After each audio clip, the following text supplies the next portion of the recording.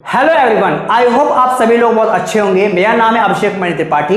Welcome to learning. तो बच्चों, जैसे आपको पता है कि आपका 7 तारीख को पेपर होने वाला है क्लास 12 के भौतिक विज्ञान का, जिसका एक बहुत ही इंपॉर्टेंट क्वेश्चन पेपर या वायरल पेपर आप बोल सकते हैं। आज मैं आपके लेके आया हूं जहां पे मैं आपको वो क्वेश्चन बताऊंगा जो क्वेश्चन आपके बोर्ड एग्जाम में जरूर पूछे जाएंगे। तो जितने भी क्वेश्चन आज मैं आपको करा रहा हूं, ये क्वेश्चन की आप प्रैक्टिस साथ साथ कर लीजिएगा। और इस क्वेश्चन का जो पीडीएफ है, इस क्वेश्चन पेपर का जो पीडीएफ है, वो आपका टेलीग्राम चैनल पे अवेलेबल है। तो अगर आपने अभी तक हमारे टेलीग्राम चैनल को ज्वाइन नहीं किया है तो डिस्क्रिप्शन पर लिंक अवेलेबल है, वहां पर जाके आप टेलीग्राम चैनल को ज्वाइन कर लीजिए, जहां से आपको इस क्वेश्चन पेपर की पूरी पीडीएफ मिल जाएगी। और अगर आपने हमारे चैनल को अभी तक सब्सक्राइब नहीं किया है तो सब्सक्राइब करके बेल आइकन प्रेस कर लीजिए, ताकि आपको आने वाले क्लासेस की नोटिफिकेशन टाइम पर मिल सके। चलिए स्टार्ट करते हैं हमारा वीडियो। तो जैसा कि हमने बताया था, आज हम लोग यहाँ पे वायरल पेपर के बारे में बात करने वाले हैं। तो वायरल पेपर में जो सबसे पहले आपके ऑब्जेक्टिव क्वेश्चन यानी कि बहुविकल्पी प्रश्न आने वाले हैं। पहले मैं बताने वाला हूँ कौन कौन से बहुविकल्पी प्रश्न आपके एग्जाम में आ सकते हैं। जितने भी क्वेश्चन, ये पूरे क्वेश्चन आपके 20 सालों के एक्सपीरियंस से बनाए गए हैं। क्वेश्चन से लास्ट 20 सालों के पेपर को एनालाइज करके ये पूरे प्रेडिक्टेबल पेपर बनाया गया है। बहुत ज्यादा चांसेस है कि इसमें सारे क्वेश्चन आपके आ सकते हैं। ठीक है, तो सारे क्वेश्चन को आसानी से लगा लीजिएगा। ठीक है, तो देखिए यहाँ पे क्वेश्चन जो आपका पहला क्वेश्चन आया लिखा हुआ है, विभव प्रवणता राशि है।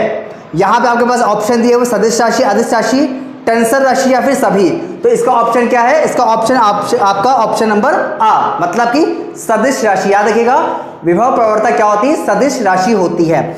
दूसरा क्वेश्चन दिया हुआ है, विशिष्ट चालकता का मात्रक क्या होता है? याद रखिएगा, विशिष्ट चालकता का जो मात्रक होता है वो होता है आपका पर ओम पर मीटर, मतलब ओम की पावर -1 और मीटर की पावर -1, यानी ऑप्शन नंबर आपका हो जाएगा आ। ठीक है, क्लियर हो गया चीज। इसी साथ साथ विशिष्ट प्रतिरोध का भी याद रखिएगा।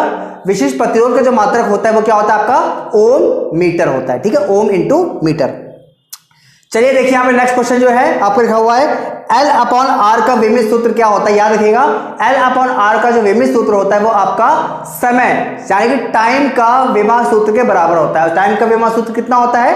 टाइम का विमा सूत्र होता है आपका T। तो यहाँ पे आंसर कितना हो जाए आपका? ऑप्शन नंबर आ, मतलब कि T हो जाएगा। ठीक है, आगे बात करते हैं अपने अगले क्वेश्चन की। अगला क्वेश्चन जो है वो लिखा हुआ है आपका 600 नैनोमीटर तरंग दैर्घ्य का एक वर्णीय प्रकाश निर्वात से 1.5 अल्पतनांक वाले माध्यम में प्रवेश करता है। माध्यम में इसका तरंग दैर्घ्य कितना होगा? बहुत सिंपल है आपका, याद रखेगा, आपको पास फॉर्मूला लगाना है, lambda dash is equal to lambda upon n. ये सूत्र लगाना है। लैम्डा आपको क्वेश्चन में दिया हुआ है जो कितना है आपका? 600 नैनोमीटर दिया हुआ है, और एन क्या है आपका?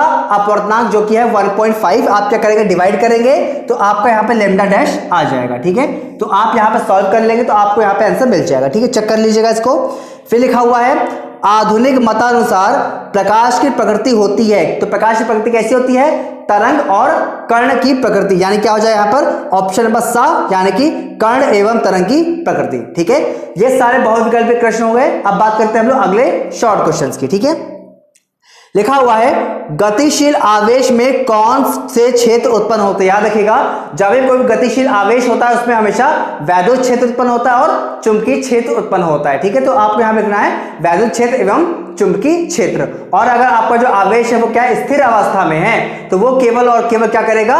सिर्फ वैद्युत क्षेत्र उत्पन्न करेगा। ठीक है, तो ये आपका यहाँ पे आंसर हो जाएगा। ठीक है, अब यहाँ पे लिखा हुआ, देखिए बहुत इंपॉर्टेंट क्वेश्चन लिखा हुआ है। ये क्वेश्चन आपका आ सकता है, तो देख लीजिए क्वेश्चन क्या लिखा हुआ है कि √μ0 इंटू ε0 इसकी पावर 1/2। ठीक है, -1/2 लिखा हुआ है। ये किसके बराबर होगा आपसे पूछा गया है। बहुत सिंपल है, किसके बराबर होगा आपका? C के। C मतलब वायु की चाल के बराबर, मतलब वायु में प्रकाश की चाल के बराबर हो जाएगा, यानी C के बराबर हो जाएगा। ठीक है, तो यहां पे आप क्या लिखेंगे? C के बराबर हो जाएगा। ठीक है, अगला क्वेश्चन देखिए। अगला क्वेश्चन क्या है? स्क्रीन पर लिखा हुआ है, nवीं कक्षा में घूमते हुए इलेक्ट्रॉन का कोणीय संवेग कितना होगा? आपको बताना है कोणीय संवेग कितना होता है। बहुत सिंपल है, याद रखिएगा, कोणीय संवेग जो होता है यानी mvr होता है वो आपका NH/2π के बराबर होता है। ये आपका बोर के नियम से आता है। ठीक है, तो बोर का जो हाइड्रोजन का नियम था वहां से आपका आता है कि जो आपका कोणीय संवेग होता है, कोणीय संवेग किसके बराबर होता है? NH/2π के बराबर होता है। ठीक है, ये लिख दीजिएगा। फिर लिखा हुआ है कि अगला जो क्वेश्चन लिखा हुआ है कि डेविडसन तथा जर्मर प्रयोग क्या प्रमाणित करता है? तो याद रखिएगा, डेविडसन और जर्मर का जो एक्सपेरिमेंट है, प्रयोग था, वो इलेक्ट्रॉन की इलेक्ट्रॉन की तरंग प्रकृति को प्रदर्शित करता है। किसको? इलेक्ट्रॉन की तरंग प्रकृति को प्रदर्शित करता है। ठीक है, तो आप इसको यहां पर जवाब लिख देंगे, इलेक्ट्रॉन की तरंग प्रकृति को प्रदर्शित करता है। ठीक है, अब यहां पर देखिए बात करते हैं अपने नेक्स्ट खंडगा की। तो खंडगा में लिखा हुआ है वैद्युत आघूर्ण की परिभाषा लिखिए। ठीक है, इसकी परिभाषा मैं बता चुका हूं, आप जाके चेक कर लीजिएगा। ठीक है, यहाँ पे उसका डिस्क्रिप्शन पे उसका लिंक अवेलेबल है वीडियो का, आप वहां पे जाके चेकआउट कर सकते हैं। ठीक है, फिर लिखा हुआ है इलेक्ट्रॉन व प्रोटॉन के बीच दूरी कितनी है? 0.53 एंगस्ट्रॉम है, दूरी दिया हुआ है।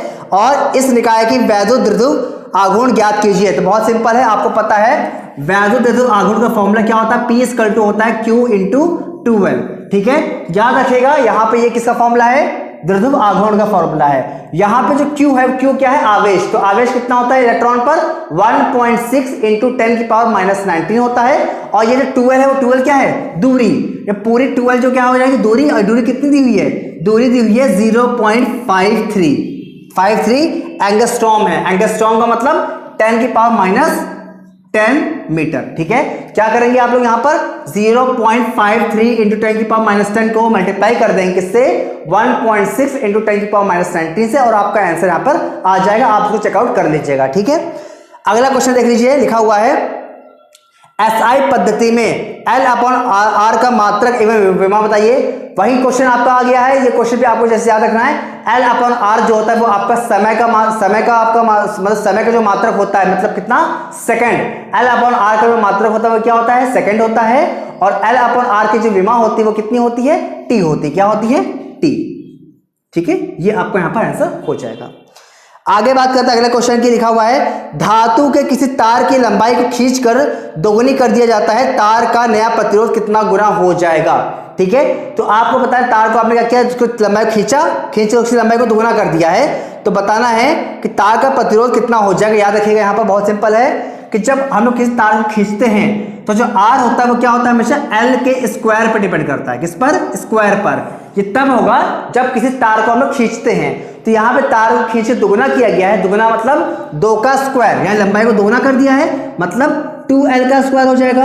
और 2L का स्क्वायर मतलब कितना हो गया आपका? 4L का स्क्वायर। मतलब जो प्रतिरोध हो जाएगा वो क्या होगा? 4 गुना बढ़ जाएगा। ठीक है, तो यहाँ पे क्या लिखेंगे आप? 4 गुना बढ़ जाएगा। ठीक है, ये क्वेश्चन हो जाएगा। अब यहाँ पे लिखा हुआ है अपवाह वेग परिभाषित कीजिए। मुक्त इलेक्ट्रॉन के लिए अपवाह वेग तथा विद्युत धारा में संबंध स्थापित करिए। ये बहुत ज्यादा इंपॉर्टेंट क्वेश्चन है। ये क्वेश्चन आपको जो वैद्युत चैप्टर है, चैप्टर नंबर 3, वहां पे मिल जाएगा, जहां पे आपको अपवाह वेग की परिभाषा लिखनी है। और साथ साथ किसका? I = NeAVD, इसका जो डेरिवेशन है, इस डेरिवेशन को प्रिपेयर कर लेना है। ये बहुत ही इंपॉर्टेंट क्वेश्चन, ये क्वेश्चन आपका आ सकता है, तो आप इस क्वेश्चन को जरूर कर लीजिएगा। ठीक है, और अगर आपको फिर भी कोई प्रॉब्लम फेस होती है तो आप कमेंट सेक्शन में जाके बोल सकते हैं। वहां पे मैं आपको फिर से इसका proper solution Telegram channel provide कर दूंगा, जहां से आप जाके डेरिवेशन को प्रिपेयर कर सकते हैं। ठीक है, लेकिन आपको बताना पड़ेगा, बिना बताए वो प्रोवाइड नहीं करूंगा। अगर आप खुद से कर सकते हैं तो इसका डेरिवेशन कर लीजिएगा, वरना आप कमेंट में जरूर बताइएगा, तो मैं आपको वहां पे सॉल्यूशन प्रोवाइड कर दूंगा। अगला क्वेश्चन देखिए, अगला क्वेश्चन क्या लिखा हुआ है? किसी धारावाहिक वृत्ताकार कुंडली के केंद्र पर उत्पन्न चुंबकीय क्षेत्र की तीव्रता का व्यंजक निकालना। मतलब डेरिवेशन करना है। डेरिवेशन क्या है आपका? कि आपके पास एक सर्कुलर एक वृत्ताकार लूप है, उससे केंद्र पर कितना चुंबकीय क्षेत्र होगा, यानी कितना होता है? B = होता है μ0I/2R। इसका आपको प्रॉपर डेरिवेशन कर लेना है। इस डेरिवेशन प्रैक्टिस जरूर कर लीजिएगा। साथ साथ एक और डेरिवेशन होता है B = μ0NiA²/2A² + x² 3/2। दोनों डेरिवेशन आप जरूर कर लीजिएगा। ये बहुत ही ज्यादा इंपॉर्टेंट डेरिवेशन होते हैं। ठीक है, अगर प्रॉब्लम फेस होती है जैसे कि मैंने बताया आपको, आप कमेंट सेक्शन में बताइएगा, तो मैं इसका जो पूरा डेरिवेशन है वो प्रोवाइड कर दूंगा और नेक्स्ट वीडियो में उसका एक्सप्लेन भी कर दूंगा। ठीक है, लेकिन आपको प्रॉब्लम होती तो आपको वहां पे कमेंट में बताना पड़ेगा। ठीक है, चलिए बात करते हैं अगले क्वेश्चन की। अगला क्वेश्चन लिखा हुआ है हाइड्रोजन परमाणु में इलेक्ट्रॉन नाभिक के चारों ओर 0.53 एंगस्ट्रॉम त्रिज्या की कक्षा में 6.8 × 10⁻15 चक्कर प्रति सेकंड लगाता है। इसका तुल्य चुंबकीय आघूर्ण ज्ञात कीजिए। चुंबकीय आघूर्ण मतलब मैग्नेटिक मोमेंट। ठीक है, क्या होता है फॉर्मूला चुंबकीय आघूर्ण का? चुंबकीय आघूर्ण का जो सूत्र होता है वो होता है M = NiA। याद रखिएगा सेम फॉर्मूला होता है जहां पे n होता है आपके फेरों की संख्या, I होता है धारा और A होता है क्या, A को यहां हम लोग बोलते हैं क्षेत्रफल। ठीक है, A आपका होता है क्षेत्रफल। तो क्या करेंगे आप लोग, सबसे पहले देखिए क्वेश्चन में क्या दिया हुआ है, क्वेश्चन आपका R दिया हुआ है, रेडियस दिया हुआ है, रेडियस कितनी है 0.53 एंगस्ट्रॉम। उससे किस में कन्वर्ट कर लेंगे, उसको आप लोग मीटर में कन्वर्ट कर लीजिए। मीटर में कन्वर्ट करने के लिए 10 की पावर -10 से मल्टीप्लाई कर लीजिएगा। उसके बाद आप क्या करेंगे, एरिया निकाल लेंगे। एरिया के लिए क्या करेंगे, पाई आर स्क्वायर फॉर्मूला लगा देंगे। ठीक है, यहां से आपको एरिया आ जाएगा पाई आर स्क्वायर से। उसके बाद क्या करेंगे आप लोग, यहां पे दिया हुआ है कितना 6.8 गुणे 10⁻15 चक्कर प्रति सेकंड। एक सेकंड कितने चक्कर लग रहे हैं, टाइम यहां पे कितना हो गया आपका 1 सेकंड हो गया। और चक्करों की संख्या एन जो दिया हुआ, एन कितना है आपका, एन आपका दिया हुआ है 6.8 गुणे 10⁻15। और क्या है, इलेक्ट्रॉन है। ये इलेक्ट्रॉन का आवेश कितना होता है 1.6 इंटू 10⁻90 कूलम। ठीक है, आपको क्या करना है, आई निकालना। आई कैसे निकालेंगे, आई इक्वल टू होता है आपका पास Q/T और Q बराबर कितना होता है, Q बराबर होता है आपका NE/T होता है। ठीक है, तो N क्या हो गया, N आपका हो गया यहाँ पे संख्या, इलेक्ट्रॉन की संख्या हो गया। E क्या हो गया आपका, E यहाँ पे हो गया इलेक्ट्रॉन का आवेश जो कि होता है ये, और T क्या हो गया आपका 1 सेकंड हो गया। यहां से आपको I मिल जाएगा। I को मिलने के बाद क्या करेंगे आप, I और A जो आप निकाल चुके हो पाई आर स्क्वायर से, इन दोनों को मल्टीप्लाई कर दोगे।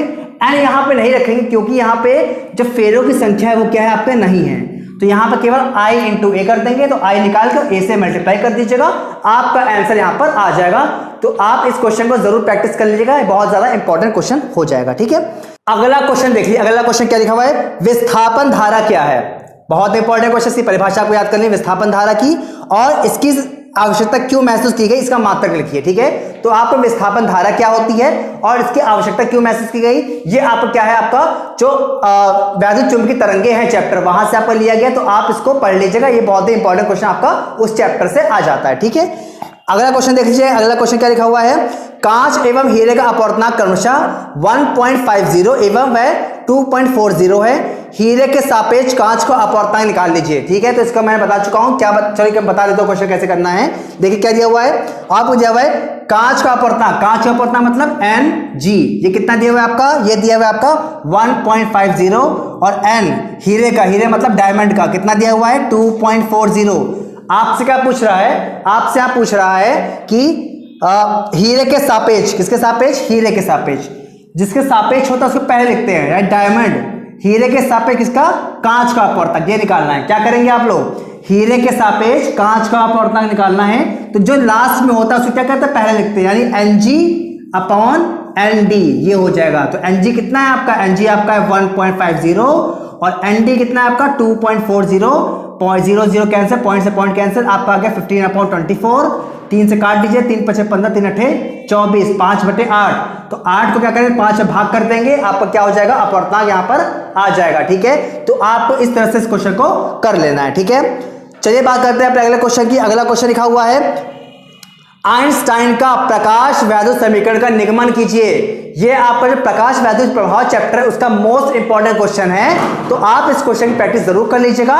कोई भी अगर डाउट फील होता है तो आप कमेंट में जरूर बोलिएगा, तो उसको मैं एक्सप्लेन कर दूंगा। ठीक है, लेकिन आप इसको पढ़ लीजिएगा। ठीक है, ये इंपॉर्टेंट क्वेश्चन है।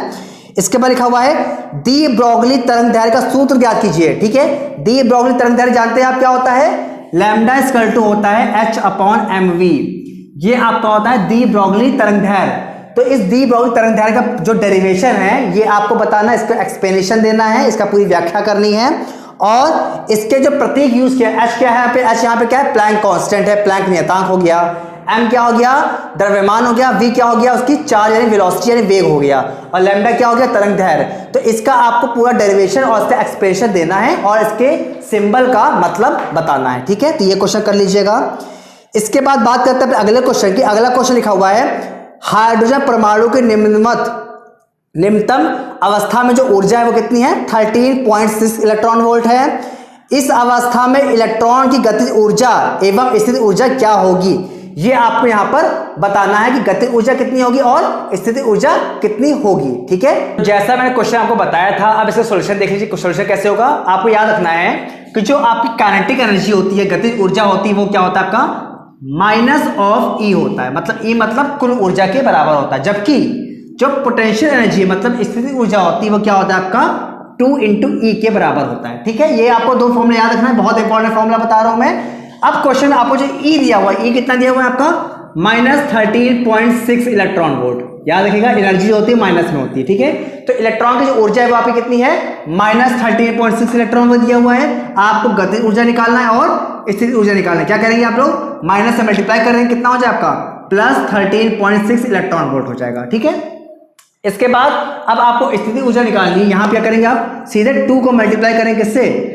-13.6 से मल्टीप्लाई कर देंगे, आपका यहां पर आंसर आ जाएगा। ठीक है, तो आप ये दोनों फॉर्मूले को याद कर लीजिएगा, यही फॉर्मूले से आपका क्वेश्चन यहां सीधे सीधे बन जाएगा। ठीक है, चलिए बात करते हैं अपने अगले क्वेश्चन की। अगला क्वेश्चन लिखा हुआ है, वैद्युत द्विध्रुव की अच्छी स्थिति के लिए वैद्युत क्षेत्र की तीव्रता के व्यंजक ज्ञात कीजिए। ये डेरिवेशन मैं पहले से करा चुका हूं, ऑलरेडी अवेलेबल इस चैनल पे। आपको यहाँ पे डिस्क्रिप्शन में जाना है, वहां पे इसका लिंक प्रोवाइडेड है, या फिर आप प्लेलिस्ट को भी चेकआउट कर सकते हैं, वहां पे मैंने डेरिवेशन करवाया हुआ है। वहां पे जाके आप दोनों डेरिवेशन को, मैंने दोनों ही करवाए हैं, अक्षीय और निरक्षीय स्थिति, आप दोनों ही को प्रैक्टिस कर लीजिएगा। ठीक है, बट यहाँ पे क्या पूछा गया है, अक्षीय स्थिति के बारे में पूछा गया है। ठीक है, तो आप डेरिवेशन कर लीजिएगा। फिर लिखा हुआ है गॉस प्रमेय का कथन लिखिए। गॉस की थ्योरम बहुत ज्यादा इंपॉर्टेंट है, इसकी थ्योरम को आप याद जरूर कर लीजिएगा। ठीक है, फिर लिखा हुआ है, क्वेश्चन दिया हुआ है, 2 × 10⁻⁴ कूलम के बिंदु आवेश के कारण उससे 18 मीटर की दूरी पर वायु में वैद्युत क्षेत्र, वैद्युत विभव ज्ञात कीजिए। वैद्युत विभव निकालना है। ठीक है, तो आपको फॉर्मूला याद रखना है वैद्युत विभव का। वैद्युत विभव का फॉर्मूला होता है V = 1/4πε0 Q/R। ये सूत्र याद रखना है। यहां पे आपको Q यानी आवेश दिया हुआ है और R दिया हुआ है। आपको सिर्फ क्या करना है, यहां पे वैल्यू को पुट करना है और आपका यहां पर आंसर आ जाएगा। तो आप इस क्वेश्चन को जरूर से जरूर प्रैक्टिस कर लीजिएगा। सारे क्वेश्चन यहां पर इंपॉर्टेंट क्वेश्चन करवा रहा हूं, तो आप उसको सारे क्वेश्चन को 2-3 बार प्रैक्टिस जरूर कर लीजिएगा। ठीक है, यहां पे अगला क्वेश्चन देखिए। अगला क्वेश्चन क्या लिखा हुआ है, 56 वोल्ट विभवांतर से त्वरित इलेक्ट्रॉन की दी ब्रॉगली वेवलेंथ ज्ञात कीजिए। तो देखिए यहाँ पे फॉर्मूला क्या होता है, यहाँ पे फॉर्मूला याद रखिएगा। फॉर्मूला होता है लैम्डा = होता है आपका 1.227/√V। V यहाँ पे क्या है, विभवांतर हो गया, ये वैल्यू फिक्स होती है, आपको ये वैल्यू याद रखनी है। यहाँ पर जो आंसर आएगा आप किसमें आएगा, नैनोमीटर में आ जाएगा। ठीक है, तो आपको क्या करना है, यहाँ पे 56 वोल्ट जो दिया है, बस आपको क्या करना है, V की जगह पे 56 रख देना है और फिर उसका वर्गमूल निकालकर आपको क्या करना है, यहाँ पे सॉल्व कर लेना है, आपका यहाँ पे लैम्डा आ जाएगा। ठीक है, एक और फॉर्मूला होता है, वो भी बता दे रहा हूं मैं। एक और फॉर्मूला होता है एनर्जी का। एनर्जी का फॉर्मूला क्या होता है आपका, 12375/λ। ये फॉर्मूले से आपका यहाँ पे क्या होगा, एनर्जी आ जाती है। ठीक है, तो आप इस फॉर्मूले का भी यूज कर सकते हैं जब आपको क्या होगा, एनर्जी और तरंग दैर्घ्य में रिलेशन पूछ लेगा। ठीक है, तो आप यहाँ फॉर्मूला यूज करेंगे, बट इस क्वेश्चन में आपको क्या करना है, ये फॉर्मूला यूज करना है। ठीक है, चलिए बात करते हैं अपने अगले क्वेश्चन की। अगला क्वेश्चन लिखा हुआ है कि यहाँ पे पूछा गया है आपसे कि हाँ, अन्योन्य प्रेरण गुणांक की परिभाषित कीजिए। ठीक है, तो अन्योन्य प्रेरण गुणांक जो आपका m होता है, उस m को परिभाषित करना है। ये आपका चैप्टर जो है आपका विद्युत चुंबकीय प्रेरण चैप्टर से लिया गया है, तो आप वहां पे जाके इसको जरूर से जरूर याद कर लीजिएगा। फिर एक न्यूमेरिकल है कि 1000 फेरो वाली एक कुंडली से 2.5 एम्पीयर की धारा प्रवाहित करने पर कुंडली से बल्क चुंबकीय फ्लक्स 1.4 × 10⁻⁴ वेबर है। तो कुंडली में प्रेरकत्व ज्ञात कीजिए। क्या निकालना है आपको, प्रेरकत्व निकालना है। ठीक है, तो आपको फॉर्मूला रखना है E =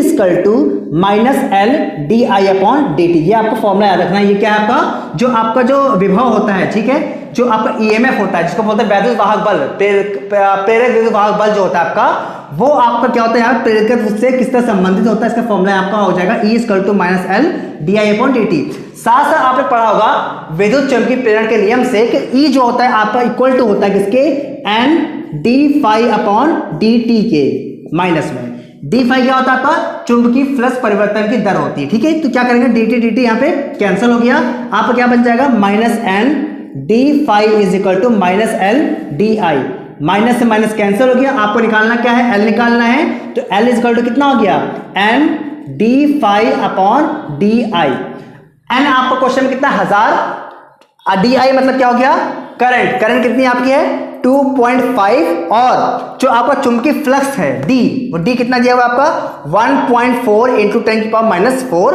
आप जब क्या कहेंगे, सारी वैल्यूज रखेंगे तो आपको यहाँ पे L जो होगा वो आंसर आ जाएगा। ठीक है, तो आप इस क्वेश्चन की प्रैक्टिस जरूर कर लीजिएगा। चलिए बात करते हैं अपने अगले क्वेश्चन की। अगला क्वेश्चन दिया हुआ है आपका AC चैप्टर, मतलब प्रत्यावर्ती धारा चैप्टर से लिया गया है।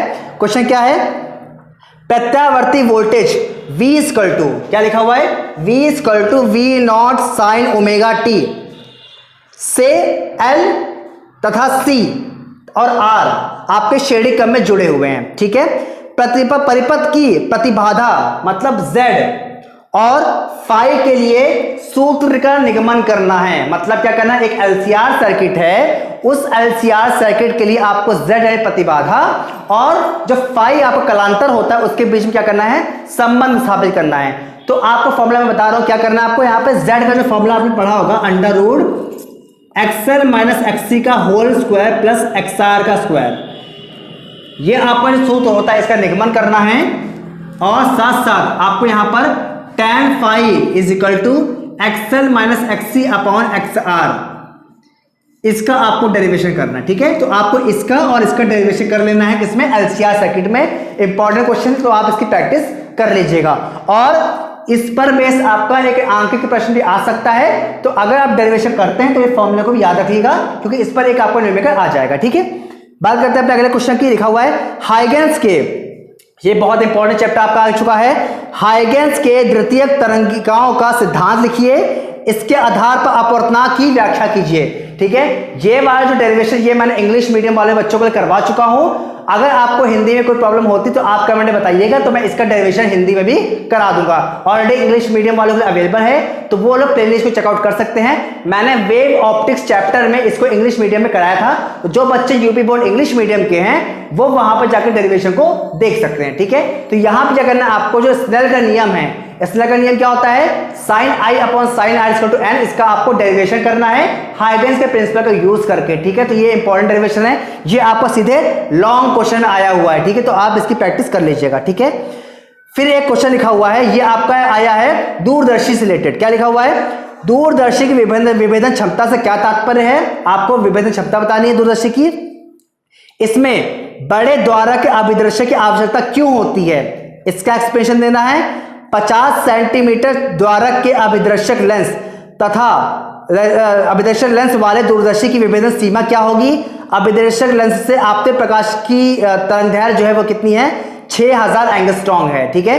तो आप क्या करना है, यहाँ पर दूरदर्शी को आपको बताया दूरदर्शी क्या होता है, और इसका जो आपका अभिदर्शक जो होता है वो आपका बहुत बड़ा बनाया जाता है। इसका रीजन क्या है, इसका रीजन क्या है, क्योंकि हम लोग जो भी दूरदर्शी का यूज करते हैं वो करते हैं बहुत दूर की वस्तु को देखने के लिए। आपको दूर की वस्तु को अगर आपको देखना है तो उसके लिए आपको प्रकाश बहुत ज्यादा आना चाहिए, इसीलिए जो आपका अभिदर्शक जो लेंस होता है उसको बड़े द्वारा का बनाया जाता है ताकि उसमें बहुत ज्यादा प्रकाश पड़ सके और आपको जो भी वस्तु के जो आपको प्रतिबिंब दिखाई दे रहा है वो प्रतिबिंब अत्यंत चमकीला बने। इसीलिए यहाँ पर बड़े द्वारा का अभिदर्शक लेंस यूज करते हैं। और आप क्या करना है, यहाँ पर जो विभेदन सीमा विभेदन क्षमता है इसके सूत्र का यूज करके आपको यहाँ पे न्यूमेरिकल को कर लेना है, ठीक है। इसका आप एक और फॉर्मूला पे क्वेश्चन कर लीजिएगा, वो होता है आपका m equal to minus FO upon FE। इस पर आपका एक क्वेश्चन आपका बन जाता है, जहां पे FO होता है आपका अभिदर्शक लेंस की फोकस दूरी और FE होता है नेत्रिका लेंस की फोकस दूरी, ठीक है। तो ये क्वेश्चन आपको कर लेना है, ठीक है। अब बात आता है आखिरी क्वेश्चन की। आखिरी क्वेश्चन लिखा हुआ है, एलईडी का पूरा नाम क्या है, इसका उपयोग लिखिए। तो एलईडी का पूरा नाम लाइट एमिटिंग डायोड होता है। इसका उपयोग जानते हैं हम लोग, बल्ब वगैरह जहां में टीवी में बहुत जगह इसका यूज किया जाता है, बल्ब में, टीवी में, या फिर आजकल बहुत सारे सेमीकंडक्टर डिवाइसेस हैं वहां पे एलईडी का यूज किया जाता है, ठीक है। यहां पे इंपॉर्टेंट क्वेश्चन आया हुआ है कि पूर्ण तरंग डिष्टकारी या फिर अर्ध तरंग डिष्टकारी, इसका आपको सचित्र वर्णन करना है। ये क्वेश्चन आप जरूर कर लीजिएगा, ये क्वेश्चन आपका बहुत ज्यादा इंपॉर्टेंट है, आप इसको प्रैक्टिस कर लीजिएगा। साथ से यहाँ पे क्वेश्चन और आ सकता है आपका, वो है आपका हाइड्रोजन का जो आपका स्पेक्ट्रम होता है उस स्पेक्ट्रम की पूरी व्याख्या करनी है बोर के नियम के अनुसार, ठीक है। तो इसका जो पूरी व्याख्या है वो आप लोग यहां पर कर लीजिएगा, ठीक है। साथ साथ धारा घनत्व और जो इंपॉर्टेंट टॉपिक्स मैं आपको पहले वीडियो में बताए हैं, जो आपने अभी तक नहीं देखा है तो आप जाके वहां पे डिस्क्रिप्शन में जाके चेकआउट कर सकते हैं, या फिर जो भी इससे 2-3 दिन पहले की जो वीडियो अपलोड हुई थी वहां पे मैंने आपको 12th के मोस्ट इंपॉर्टेंट टॉपिक्स को करवा चुका हूं। आप उन टॉपिक्स को करके इस पेपर को जो मैंने आज आपको बताया है इस पेपर को आप लगा लीजिएगा ताकि आपको सारे क्वेश्चन आसानी से मिल जाए, ठीक है। तो आप सारे क्वेश्चन को कर जरूर लीजिएगा।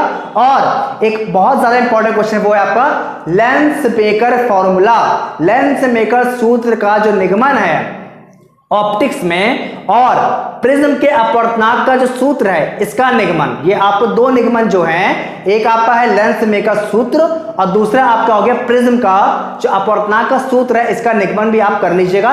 ये दो निगमन जो है बहुत ज्यादा इंपॉर्टेंट होते हैं, इस पे आपके क्वेश्चन आ जाते हैं। साथ साथ एक और चीज मैं बताना चाहूंगा, वो है आपका नाभिकीय विखंडन और नाभिकीय संलयन। ये आपका शॉर्ट क्वेश्चन में आ सकता है। और इसके साथ साथ एक और जो क्वेश्चन आपका है वो है आपका नाभिकीय रिएक्टर का सचित्र वर्णन करना। ठीक है, ये क्वेश्चन आपका सीधे या तो लॉन्ग में ही आएगा।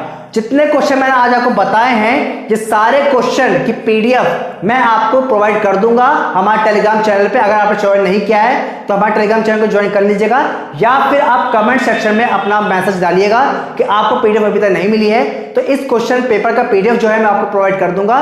इसकी प्रैक्टिस करके आप बहुत सारे अच्छे मार्क्स अचीव कर सकते हैं। ठीक है, तो चलिए मिलते हैं अपने नेक्स्ट वीडियो में, जहां पे हम बात करेंगे कुछ अदर टॉपिक्स की। तब तक के लिए खुश रहिए और पढ़ाई करते रहिए।